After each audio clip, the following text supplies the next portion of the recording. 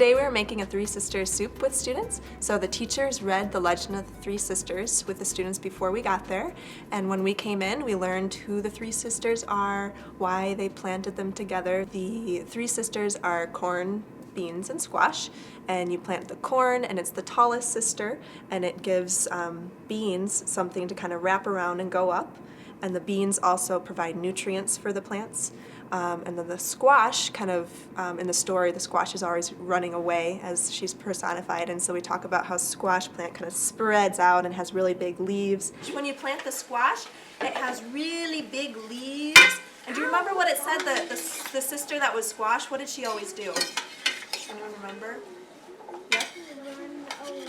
She would run away, and so has anyone ever seen squash going? It kind of spreads out like it's kind of running around. And those big leaves help shade the soil and keep it nice and cool and moist in there, so it keeps the roots nice and wet, and it can stop weeds from growing too. So that's what squash does. That's what that sister does for us. So each sister, each plant kind of has its own role, and they all work together. And it was a traditional Native American method of planting. The three plants kind of reinforce each other, and they make a nutritionally balanced meal. They planted the three sisters together for a couple of different reasons. So one of those is that they have a good balance of nutrients, so things in them that are really good for us. So does anyone know what any of the things in corn, beans, and squash are that are really good for us? Yeah? They have vitamins. Squash has a lot of vitamin A. It's really good for your eyes. And beans have a lot of protein that makes you strong, and fiber that helps you digest your food. And corn is a grain that gives you carbohydrates that give you lots of energy, and people can grind it up and make corn flour, but we're just going to use the whole corn kernels. And when you put them all together, it's really balanced. It gets you a lot of different things on your plate. Yeah, so we try to always give a hands-on activity with all of our food core lessons. And it's really important for the kids to engage with the material. So they read this Native American legend, and that's part of their social studies, and then they learn about the companion planting or science aspect of it. And then they get this hands-on engagement, which is actually preparing the soup as well. With the lesson planning, what we've done is worked with Leanna and Megan. When we do the planning, when we do the curriculum, we looked at our curriculum, and we said what will work with our science and our health units, and then we said which lessons would work, and then we came up with lessons and made them work for the grade level that we have too. So it is with health and also with science, so it works into our year-long planning with our plants unit, and we work outside with the garden, and then we talk about where things come from outside, how they're planted, and that's where the beans come from too. And then we thought this also lent itself to Thanksgiving, and so we kind of pulled it all together for November. Then the kids were doing thank you cards for the kitchen staff as a gratitude for food lesson. Has anyone heard the word gratitude before? Does anyone know what gratitude means? Anyone tell me? Yeah? Nice. It's a nice word. Yeah, it means you're being nice. Like grateful. Grateful, yeah, it means you're grateful. So how can you show that you're grateful for something that someone does? Has anyone ever shown someone that they were grateful for something? Yeah? How did you do it? Did you say something to them to show them you were grateful? What did you say? You said thank you. That's a really good way to show someone that you're grateful, that you're happy that they did something for you. You guys are all going to be chefs today, and you're going to help cook a soup to say thank you to Mrs. Katie and Mr. Greg and Miss Joni, because what do they do for you every day? Cook. They cook for you every day, so you're going to say thank you by cooking for them. We're going to start one at the beginning of class so that at the end of class, you'll have a soup that you cooked in your own class. Whoa. It's going to be pretty cool. So we have one sister here. Can anybody guess what this sister is? Yeah. Cheese. Cheese. It does kind of look like cheese, but remember, it's one of the three sisters. Mrs. Owen told you at the beginning of class. Remember, there are three sisters from your story. Yeah. The squash. The squash, exactly. So we're going to have some squash. How about these? What sister was this? Yeah. Beans. Yep, so we're going to have some beans in our soup. This is going to be so easy. And how about the third one? Yeah. Corn. Corn, exactly. So those are our three sisters. And we're gonna have a few other things in our soup too. So we're gonna have a little bit of oil. Cooking oil. Some onions. It's olive oil, just a little bit. And then we're gonna put a little bit of onion so it starts to smell good. Can anybody smell what I just added? Does anybody smell something yet? Ooh, anybody have a guess? Smells a little spicy, a little bit like onions. Yeah. Garlic, exactly. So now there's a little garlic in there. We're gonna put a little more Smell oil. that garlic. And now we're going to put, can anybody guess what these are? Yeah. Carrots? Carrots, exactly. We're going to put like some carrots in garlic. here. What's this vegetable? Yeah. Celery. Celery, exactly. So we're going to put some celery in here. Now we're going to add some spices. So we're going to add a little seasoning, some oregano and thyme. It's going to start to smell really good. And now we're ready to add our first sister. Which one is this again? Squash. Squash, exactly. That's okay, I got it. Woo! Wild squash. He's running away. Keep going now. Just like in the story, right? They ran away. And we're just about ready for another sister. We're gonna add Corn. The bean. corn. Yeah. Alrighty, so our soup is just gonna cook for a little while. We're gonna let it simmer in the back of the class, and then when you guys are done with your activity, you guys are going to get to taste some Three Sisters soup. But let's listen to Miss Leanne. She's gonna tell you what we're gonna do with our worksheet, and then you guys are all gonna get a job to help be a chef today.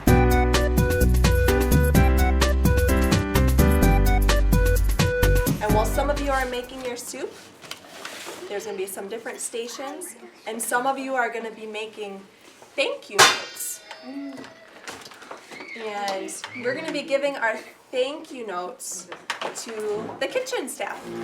I'm gonna come around and you get to pick. Do you want to make your thank you note on some corn, on a bean, on pumpkin, which can be like a squash?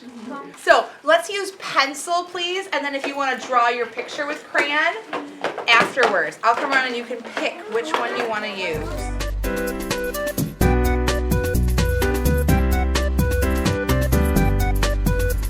So you can, when you're working in smaller groups and having hands-on activities, you can be working on fine motor skills with cutting, with measuring skills, and the students just have a stronger connection with the material when they're actually putting their hands on it and getting involved that way. So one thing that's really fun with cooking in the classroom is incorporating math, because every recipe has math in it.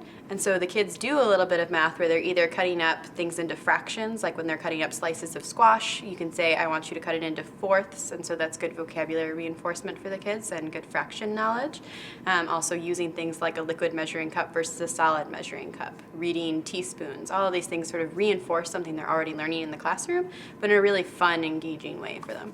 Go first with corn. Okay, so you heard the instructions, right? So we're gonna go right up to where it says 1.5. Exactly. So he's gonna watch the line, and you're gonna pour this right in here, and he's gonna tell you when to stop pouring, okay? Can you grab that and pour, and tell her when she's getting close. Pour slowly. Stop. All right, love it. All right, and now you're gonna take a turn to watch. He's gonna pour up this part where it says 2 cups.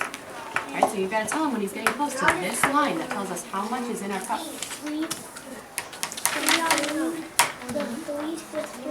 Mia and Ethan.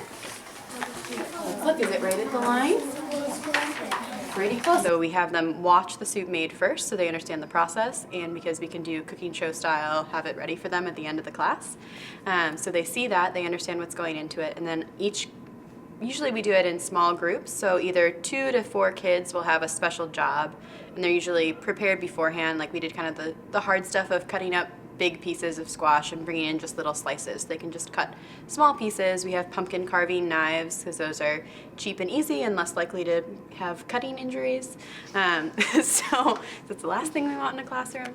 So we bring those in and we just really delegate the individual tasks to small groups of students so that each of them feels like they have a role in creating the end product. So what we're gonna do is use this like a little tiny saw, just like you would when you're carving a pumpkin. So you're gonna take your celery and you're just gonna cut just like that until you get a piece that's about this big, okay?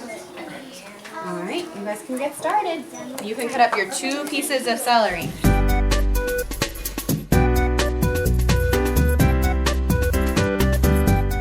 I also love seeing kids actually learn how to have like basic hygiene is actually really important. And having kids do the little like hands crossed and making sure that they're keeping their hands clean and that we have food safe hands and not giving people germs as their thank you present. It was definitely something that's always really cute to see with the kids and to have that click for them so that they can go home and maybe be trusted with a little more of like they're not going to be touching their face or licking their fingers as they're preparing the family meal, that's something they can actually do because they understand the risks and the responsibilities associated with it. You're going to set down your pencils and go wash your hands because you're the first group that's going to add something. Hold your hands like this. And then we can make sure that they don't touch your hands or your face or your hair. Because what would happen if you were cooking for somebody and you touch your nose? Germs, exactly. So we're going to keep our hands right like this. And we're going to wait until everybody's back.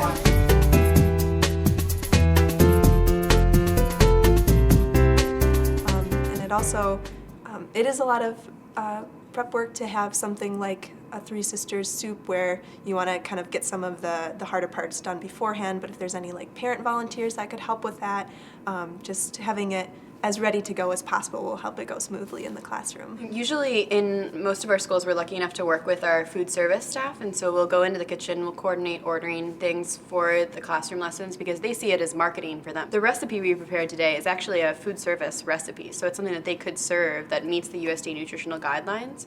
So it's something that's fun because the kids actually see this and that it's a healthy recipe and they have a stake in it. They actually understand what goes into it, they get to smell it, they get to see the process of it, and then if they like it, food service sees that as marketing for them because that's actually something they can serve on the line. So when we come in and do prep work, we'll usually coordinate ordering with food service staff about things that they'll use later on in the week. And then we'll order from our local distributor featuring some local products since the kids always know that that's what we're trying to do as well is feature local products and support local farmers. And that goes into their local economy. So that's another layer of this that the kids are taking in. And it's the best tasting.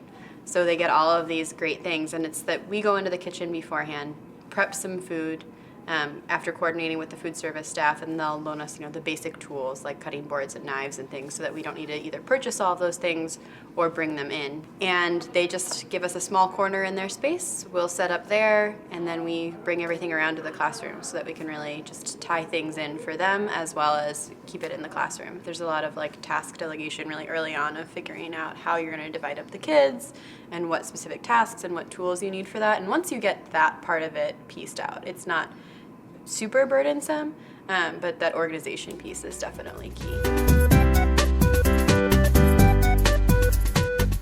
To meet with Food Corps and try to plan it out with your curriculum. It doesn't take that long, and it's easy because we planned the whole year, except for I think the last month we didn't get to yet.